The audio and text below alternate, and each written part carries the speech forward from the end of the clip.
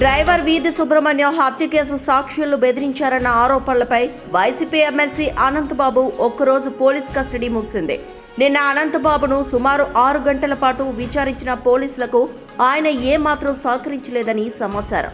సాక్షులు మీడియా కాల్లో బెదిరించారా? అందుకు ఉపయోగించిన ఫోన్ ఏది? మీరు వినియోగిస్తున్న ఫోన్ అన్లాక్ చేయాలన్న ప్రశ్నలకు అనంతబాబు గుర్తులేదు, మర్చిపోయాను అని చెప్పినట్లు తెలుస్తోంది. అనంతబాబు కస్టడీ ముగియడంతో రాజమండ్రి సెంట్రల్ జైలుకు తరలిస్తున్నారు పోలీసులు. లేటెస్ట్ అప్డేట్ మా ప్రతినిధి శ్రీధర్ అందిస్తారు. డ్రైవర్ వీధి సుబ్రహ్మణ్యం హత్య కేసులో ప్రధాన నిందితుడిగా ఆరోపణలు ఎదుర్కొంటున్నటువంటి వైసీపీ ఎమ్మెల్సీ అనంతబాబు ఒకరోజు పోలీస్ కస్టడీ ముగిసింది. అయితే ఈ పోలీస్ కస్టడీలో సుమారు 6 గంటల పాటు ఆయన్ను పోలీసులు విచారించారు. ఈ నేపథ్యంలో ఆ 6 గంటల పాటు విచారించిన క్రమంలో సుదీర్ఘంగా జరిగినటువంటి ఈ విచారణలో సుమారుగా 60కు పైగా ప్రశ్నలు పోలీసులు అనంతబాబును ప్రశ్నించినట్టుగా కూడా తెలుస్తోంది. అయితే ఏ ప్రశ్నకు కూడా ఆయన సరైన సమాధానం చెప్పలేదనే సమాచారం కూడా తెలుస్తూ ఉంది. ప్రధానంగా చూసుకుంటే సాక్షులను బెదిరించారనే ఆరోపణలపై ఆయనపై వీధి సుబ్రహ్మణ్యం హత్య కేసుకు సంబంధించి మరో కేసు కూడా నమోదైంది.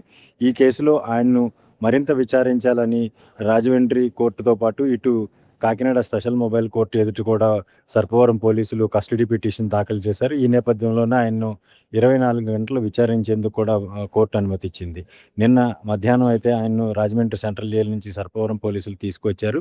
సుదీర్ఘంగా జరిగినటువంటి విచారణకు సంబంధించి ఆ 6 గంటల పాటు 60 ప్రశ్నలు అయితే పోలీసులు ఆయనకు సంధించినట్టుగా కూడా తెలుస్తోంది. దీంట్లో ప్రధానంగా ఎందుకు పోలీసులు ఎవరైతే ఈ సాక్షులను బెదిరించాల్సిన అవసరం ఎందుకు వచ్చింది, వాళ్ళని ఎవరు బెదిరించారు, మీరు చంపేస్తానని వాళ్ళని ఫోన్లో వీడియో కాల్ ద్వారా రికార్డ్ చేసి వీడియో కాల్ ద్వారా మాట్లాడినట్టుగా కూడా తెలిసింది మాకు. దానికి సంబంధించి మీరు వినియోగించినటువంటి ఫోన్ ఏదైతే ఉందో ఆ ఫోన్ ఎక్కడ దాచిపెట్టారు, ప్రస్తుతం మీరు వినియోగిస్తున్నటువంటి ఫోన్ యొక్క పాస్వర్డ్ తెరిచి దాంట్లో మేము ఆధారాలు సేకరించాల్సి ఉంది, ఆ ఫోన్ తెరిచి ఇవ్వండి అని కూడా పోలీసులు ప్రశ్నించిన సందర్భంలో ఆయన ఫోన్ తను రెగ్యులర్గా యూజ్ చేస్తున్నటువంటి ఫోన్ యొక్క పాస్వర్డ్ మర్చిపోయానని చెప్పి చాలాసేపు కూడా అక్కడ పోలీసులతో ఆయన ఎక్కడ కూడా సహకరించినట్టుగా కూడా సమాచారం తెలుస్తోంది. మరోవైపు ఎవరు మీ వెనుక ఉంది, ఎవరు ఈ సాక్షుల్ని బెదిరించారనే ప్రశ్నలకు గాను ఎవరైనా తనపై అభిమానం ఉన్నవాళ్ళు కావచ్చు, లేదంటే తనను పోలీస్ కేసులో ఎవరైతే ఇరికించాలని భావిస్తున్నారో అటువంటి వారు ఎవరైనా చేసి ఉండొచ్చు,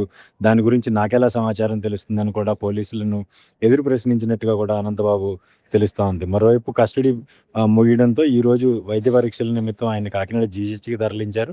జీజీహెచ్లో వైద్య పరీక్షల తర్వాత ఆయన్ని తిరిగి రాజమండ్రి సెంట్రల్ జైలుకి కూడా తరలించిన పరిస్థితి మనం చూడవచ్చు. అయితే ఈ కేసుకి సంబంధించి ప్రధానంగా ఆయన బెయిల్ రద్దు చేయాలి. ఎందుకంటే సాక్షులను ప్రలోభాలకు గురి చేయడమే కాదు, సాక్షులను బెదిరించి హత్య చేసి మృతదేహాన్ని మాయం చేస్తానని కూడా బెదిరించారని ఒక ప్రధానమైన ఆరోపణ ఆయనపై ఉన్న నేపథ్యంలో ప్రధానంగా ఏదైతే సుప్రీంకోర్టు మంజూరు చేసినటువంటి బెయిల్ ఉందో ఆ బెయిల్ను కూడా రద్దు చేయాలని చెప్పేసి బాధితుల తరపున కుటుంబ సభ్యులు కూడా ఎవరైతే వీధి సుబ్రహ్మణ్యం కుటుంబ సభ్యులతో పాటు ప్రత్యేక న్యాయవాదిగా నియమితులైనటువంటి ముప్పాళ్ళ సుబ్బారావు కూడా ఒక కేసు అయితే రాజమండ్రి కోర్టులో దాఖలు చేసిన పరిస్థితి అయితే ఉంది. మరోవైపు చూసుకుంటే ఈ కేసులో తనకు ఎటువంటి సంబంధం లేదు అని చెప్పేసి తనకు బెయిల్ మంజూరు చేయాలి, సాక్షులను బెదిరించిన కేసులో తనకు ఎటువంటి ప్రమేయం లేదు, బెయిల్ మంజూరు చేయాలని కూడా అనంతబాబు అదే కోర్టులో మరో పిటిషన్ దాఖలు చేశారు. ఈ రెండింటికి సంబంధించి ఈరోజు విచారణ కూడా రాజమండ్రి జిల్లా న్యాయస్థానం ముందుకు రానుంది. దీని మీద ఎటువంటి చర్యలు తీసుకుంటారు, ఎటువంటి